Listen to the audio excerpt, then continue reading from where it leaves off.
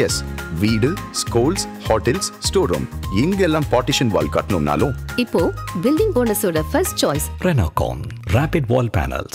சட்டமன்ற தொகுதியில் அமைந்துள்ள வெல்லிங்டன் ரிசர்வாயர்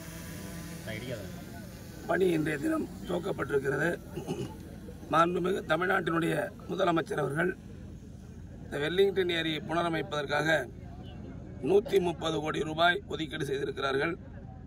திட்டக்குடி தொகுதியின் சார்பாக மட்டுமல்ல, திட்டக்குடி சட்டமன்ற தொகுதி, விருதாசலம் சட்டமன்ற தொகுதி, புவனகிரி சட்டமன்ற தொகுதி மக்களின் சார்பாக மாண்புமிகு தமிழ்நாடு முதலமைச்சர் அவர்களுக்கும் துணை முதலமைச்சர்களுக்கும் நன்றியை தெரிவித்துக் கொள்கிறோம்.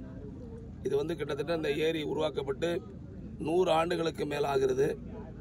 பல வருடங்களாக அவ்வப்போது ஏற்படுகின்ற சிறிய பணிகளை தான் இதுவரை செய்து வந்தோம்.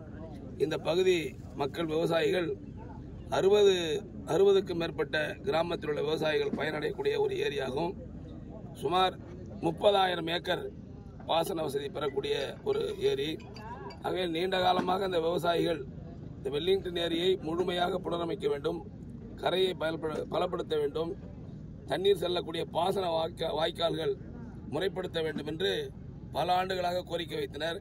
எனவே நம்முடைய மாண்பு முதலமைச்சர் அவர்கள் தேர்தல் பிரச்சாரத்தின் போது வரும்பொழுது திட்டக்குடியில் நான் முதலமைச்சராக வந்தவுடன், ஆட்சி பொறுப்பேற்றவுடன் நிச்சயமாக வெல்லிங்டன் ஏரிக்கு நிதி ஒதுக்கீடு செய்வோம், புனரமைப்பு செய்வோம் என்று சொன்னார்கள்.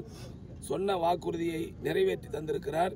அது மட்டுமல்ல, கரிகால் சோழனை போல இந்த பகுதி 60க்கும் மேற்பட்ட கிராம மக்கள் பயனடைகின்ற வகையிலே 130 கோடி ஒதுக்கீடு செய்து இப்பகுதி மக்களின் விவசாயிகளின் வாழ்வில் மிகப்பெரிய வெளிச்சத்தை ஏற்படுத்தியிருக்கிறார் நம்முடைய மாண்பு முதலமைச்சர் அவர்கள்.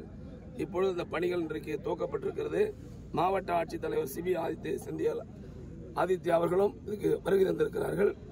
இந்த பணி இந்த ஏரியின் மூலமாக மீண்டும் விவசாயிகள் ஒரு கோரிக்கை வைத்திருக்கிறார்கள்.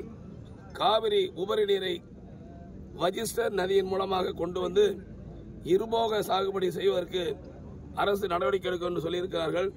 அந்த செய்தியை மாண்புமிகு முதலமைச்சருடைய கவனத்திற்கு எடுத்து சென்று இந்த விவசாயிகளுடைய கோரிக்கையை நிறைவேற்றுவதற்குரிய நடவடிக்கை மேற்கொள்ளப்படும்.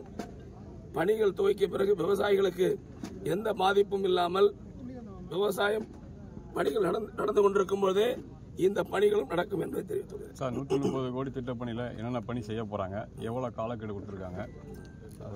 இதுக்கு காலக்கெடு 2 வருஷம் சார். கரை பலப்படுத்தணும், அதாவது இந்த சர்ப்ளஸ் வாட்டர் இருந்தது சரி செய்யணும், அப்புறம் வாய்க்கால்கள், பாசன வாய்க்கால் சரி செய்யணும். ஒட்டுமொத்தமாக சொல்லணும்னா இதனுடைய ஒட்டுமொத்த பணிகளும் முழுமையாக நிறைவேற்றணும் சார். சார், திட்டப்பணிகள் நடந்து முடிய வரைக்கும் நீர்பிடிப்பு பிடிக்க முடியுமா, பிடிக்கப்படாது? தண்ணி பிடிச்சிக்கிட்டு தான் இருப்போம். பணிகள் நடந்துகிட்டே இருக்கும், பாசனம் நடந்துகிட்டே இருக்கும், விவசாயிகள் பணிகள் நடக்கும். எந்த பாதிப்பும் விவசாயிகளுக்கு இல்லாமல் இந்த பணிகள் நடக்கும் சார்.